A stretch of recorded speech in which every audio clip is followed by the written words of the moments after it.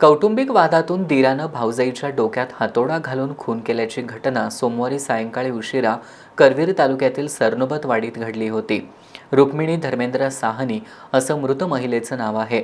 संशयित दीर श्रीमंधर बसंत साहनी हा पसार असून गांधीनगर पोलिसांकडून त्याचा शोध सुरू आहे.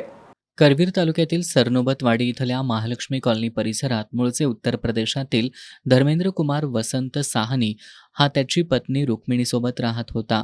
तर त्याचा भाऊ श्रीमंधर साहनी हा याच परिसरात अमर माने यांच्या घरी भाड्यानं राहतो. सोमवारी धर्मेंद्र कुमार साहनी हा फरशीच्या कामाकरता कनेरी मठ इथं गेला होता.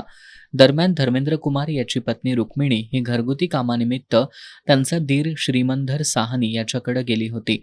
यावेळी रुक्मिणी आणि दीर श्रीमंधर यांच्यात वाद झाला. यावेळी रागाच्या भरात श्रीमंधर साहनी यानं भाऊजाई रुक्मिणीच्या डोक्यात हातोडा घातला.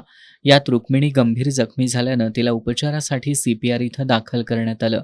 मात्र उपचारापूर्वीच तिचा मृत्यू झाल्याचं डॉक्टरांनी सांगितलं.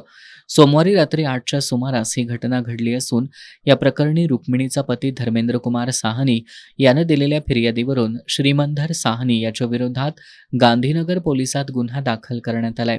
मात्र भाऊजाईचा खून करून पसार झालेला श्रीमंधर साहनी आज सायंकाळपर्यंत पोलिसांना मिळून आला नव्हता. या प्रकरणी गांधीनगरचे पोलीस निरीक्षक गंगाधर घावटे हे अधिक तपास करत आहेत.